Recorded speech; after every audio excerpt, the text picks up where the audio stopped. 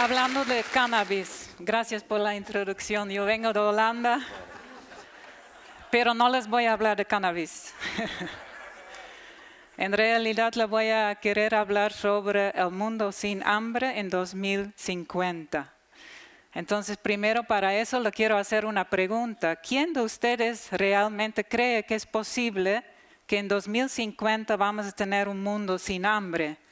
O sea, y sin hambre significa para mí, para muchos, que tenemos suficiente comida y que tenemos una comida muy nutritiva. Entonces le hago la pregunta y por favor levantan las manos. ¿Quién cree que en 2050 vamos a poder alimentar el mundo? ¿Quién dice que sí? Por favor. Ay, ay, ay. ¿Quién de ustedes cree que no es posible que en 2050 todo el mundo va a poder comer? A ver, por favor, levanten las manos. Ok, hay muchos que no están sabiendo qué decir. Es una pregunta sumamente difícil también. Muy bien, a ver, quiero entrar un poco en lo que es la urgencia para trabajar agricultura, para trabajar la producción de alimentos. Pero tal vez explicando un poco, porque ustedes están diciendo, pensando tal vez, esa señora que viene de Holanda, ¿por qué es que habla el español? Entonces yo he vivido mucho tiempo en la Amazonía de Bolivia, disfrutando muchos frutos amazónicos, y le tengo que confesar algo, es que he robado material genético y lo he alimentado y ahora tengo 3 hijas amazónicas muy grandes. Entonces, entramos en la urgencia de alimentar al mundo. Uno, estamos contando con una creciente población, que ya sabemos. Ahora en 2018 estamos con 7 billones de habitantes.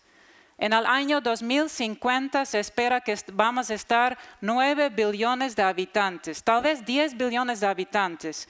Esta mapa que le muestro no muestra la densidad de la población. Esta mapa muestra dónde va a haber el mayor crecimiento de la población.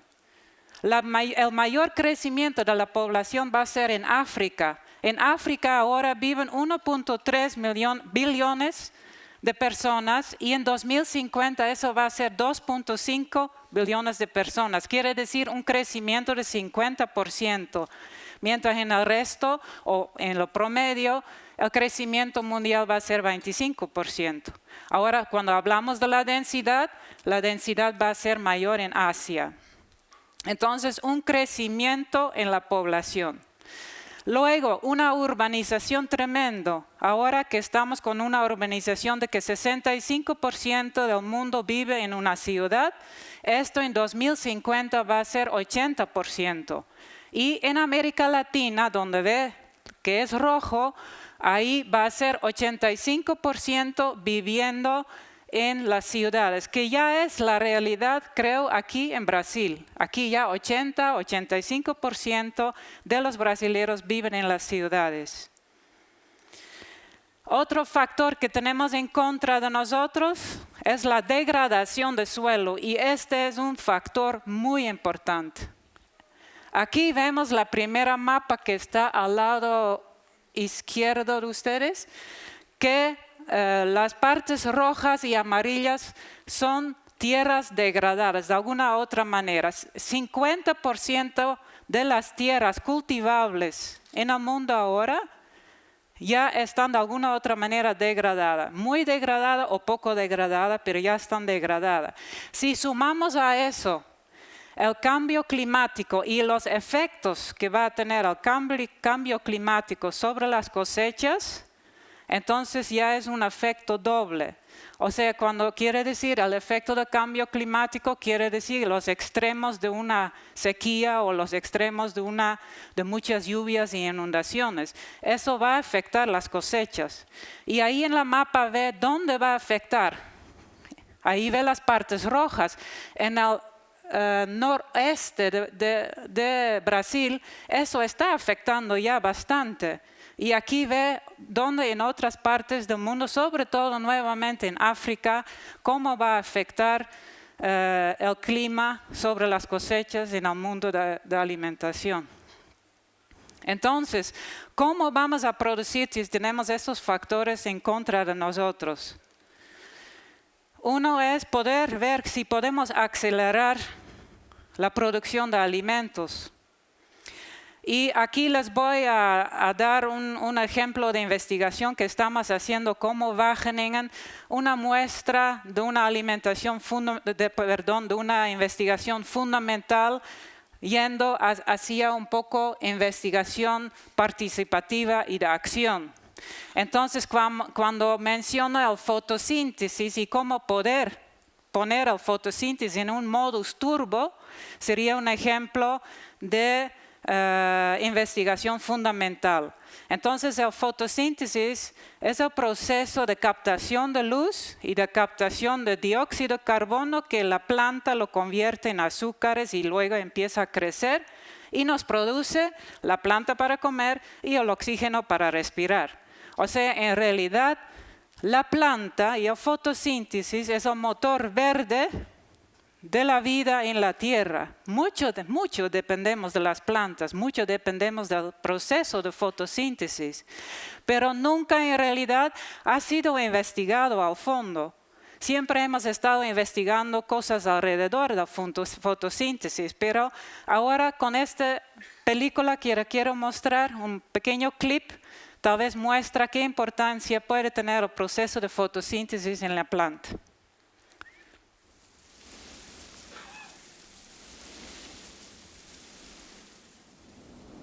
How are we going to feed 10 billion people by 2050 while combating and mitigating the effects of global climate change? The solution can be found inside this plant. Plants use sunlight to transform carbon dioxide from the atmosphere and water from the soil into sugars and oxygen. These sugars are further converted into food, wood, materials, even fossil fuels, if they spend millions of years trapped in the Earth's crust. This is called photosynthesis, and it's the most important process on Earth. In agriculture, however, photosynthesis is an underachiever. The ancestors of our crops originally prospered in the wild, but when farmers planted them in their fields, these crops never got the time to adapt to this new environment. Their photosynthetic capacity was never optimized. What if we could optimize photosynthesis, double its efficiency? Well, it would dramatically boost agricultural yield and food security, and produce enough biomass to replace our fossil economy with a bioeconomy. That could completely stop the release of fossil carbon into the atmosphere, and the increasing agricultural productivity would capture and store large amounts of carbon dioxide from the atmosphere. So, what's holding us back? We already know how to optimize photosynthesis, and several successful projects have shown how this could happen in practice. We are ready to bring together Europe's best scientists, double crop yields, make these crops climate-proof for the future, and available worldwide. Join us and become part of the next green revolution. Entonces, el fotosíntesis como un proceso fundamental y muy importante en lo que es la producción de alimentos. ¿Será que con trabajar y investigar más el fotosíntesis vamos a poder acelerar la producción de alimentos? Esa es una pregunta, en esto estamos investigando. Otro punto importante que tenemos que hacer para poder alcanzar la alimentación del mundo en 2050 es optimizar los recursos de agua, nutrientes y energía. Un ejemplo lindo ya dio el agricultor Ernst, ¿no? De una manera con el bosque jugar y utilizar a un máximo agua, y nutrientes y energía. Otra manera más extrema de ver también a esto es cómo en Holanda hemos podido manejar el uso de agua, cómo hemos podido utilizar mucho mejor el agua. Antes se cultivaba el tomate, por ejemplo, en aire abierto, en el suelo. Entonces, eso nos requeriría 60 litros para producir 1 litro de tomate. Ahora, en el transcurso de los años en Holanda, hemos llegado a hacer el primer productor de tomates. A veces junto con España nos cambiamos, pero estamos produciendo sumamente muchos tomates. ¿Y cómo es? Porque estamos manejándolo muy eficiente, de una manera muy óptima. Ahora llegamos a tener invernaderos muy sofisticados, con alta tecnología, con control de clima, donde ya el tomate no está en el suelo, pero por encima, entonces el uso de agua es óptimo. Es tal de que ahora solo necesitamos 4 litros de agua para producir el mismo kilo de tomate en este invernadero. Entonces, la optimización del uso de agua, nutrientes y energía es muy importante. Y en lo extremo, lo que estamos desarrollando y lo que ya está pasando en muchas ciudades, aquí creo también en Sao Paulo, es la agricultura vertical. O sea, ya no solo un piso de tomates o un piso de lechuga. Ahora queremos ya varios pisos, entonces así por metro cuadrado se puede producir más. Esto es la solución para la urbanización, para una ciudad como Sao Paulo, 11 millones de habitantes que quieren también nutrirse con verduras. Entonces, ¿cómo poder alimentar esta población en los centros urbanos? Sería posible con la agricultura vertical. Entonces, en este sistema de agricultura vertical, podía ser en esta sala, producimos ya sin alguna conexión con la tierra, sin alguna conexión con la luz del día, sin alguna conexión de día o noche, sin alguna conexión con culturas. Ya producimos simplemente como robots. Entonces, aquí tenemos que controlamos el porcentaje de dióxido de carbono en el aire de esta sala. Ya entran personas que están totalmente higiénicos, ¿no? Neutro, para trabajarlo. Aquí hay una optimización de agua muy eficiente, como también de los nutrientes. Y lo que se está trabajando fuertemente es la energía, que es el único que nos frena a desarrollarlo más y a implementarlo más. Las luces que se utilizan para la agricultura vertical son luces LED, es iluminación LED. Y se está experimentando con qué color de luz se tiene que utilizar, qué fuerte tiene que ser la luz, con qué ondas, qué posiciones frente a la planta. Entonces, estas luces cuestan mucha energía, que es el costo más alto en este sistema de agricultura vertical. Entonces, ahora voy de un extremo a otro. Esa fue agricultura vertical para centros urbanos. Ahora vamos a volver a los suelos que están degradados, sobre todo en África, pero aquí también en el noroeste de Brasil. ¿Qué estamos haciendo? ¿Qué podemos hacer ahí? Entonces, uno de los 2 proyectos que estamos ejecutando es N2 Africa, nitrógeno para África. Nitrógeno, ¿cómo vamos a poder llevar nitrógeno a los suelos de África? Este proyecto se basa en la capacidad de cultivos leguminosos de captar nitrógeno del aire y de almacenarlo en las bolitas que ustedes ven en sus raíces. Entonces, una vez se muera la planta, se libera el nitrógeno en el suelo, además de que la planta misma crea mucho más materia orgánica en el suelo. Entonces, de esta manera, en los países que usted ve marcado en la mapa, se ha podido llegar a 250,000 productores en África que tienen mejor alimentación y cual ahora tienen mejor suelo, su suelo se está mejorando. El otro ejemplo es un ejemplo de una organización en Holanda que se llama Just Dig It. Y es, tal como la palabra dice, es simplemente cavar. Cavar en el suelo así media lunas, zanjas, donde el agua cuando escurre se queda estancado. Una vez estancado ahí, hay una infiltración vertical hacia la profundidad, en vez de escurrirse a causar erosión del suelo. Entonces, simplemente cavar. Eso quiere decir just dig it. Y les voy a mostrar el pequeño video que le explica un poco la idea atrás de esto. We lose 12 million hectares of fertile land per year. As a result, our planet is drying and heating up. But 2 billion hectares is restorable, according to scientists.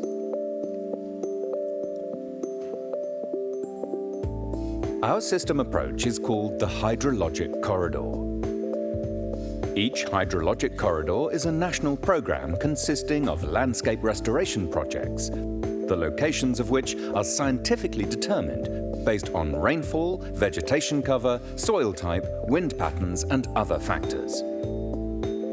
Each project consists of rainwater harvesting, agroforestry, and climate-resilient agriculture interventions developed in partnership with the local communities. We combine ancient techniques with recent innovations to influence local rains and temperature. We start with infiltration of rainwater to stop flooding and erosion.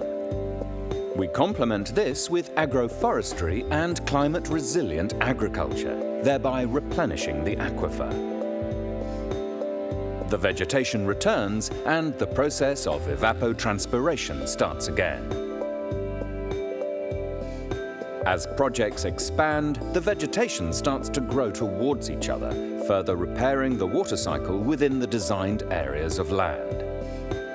The large water cycle from the ocean starts interacting with the small water cycle again. This is the hydrologic corridor, a system approach based on ancient water harvesting techniques complemented with recent innovations. New vegetation cools the area and takes carbon out of the air. Vegetation is the air conditioning of our planet because more vegetation means more cooling. Cooling down the planet. Just dig it. Es un proyecto muy lindo y lo que como universidad estamos haciendo es acompañando ese proyecto para poder medir también el efecto sobre el cambio climático a nivel local. Entonces, quisiera hacer a ustedes de nuevo ahora la pregunta. ¿Ustedes creen que es posible en 2050 que vamos a tener que comer todo, que vamos a tener que comer, pero que vamos a poder dar todo el mundo para comer? A ver, levanten manos si creen que es así. ¿Y los que creen que no? Bueno, me alegra que ha cambiado un poco el optimismo y creo que es muy bueno. Es no solo gracias a la investigación, es sobre todo gracias a la investigación y acción con los propios productores. Solo así podemos descubrir dónde mejorar sistemas. Entonces, muchas gracias y que disfruten su almuerzo.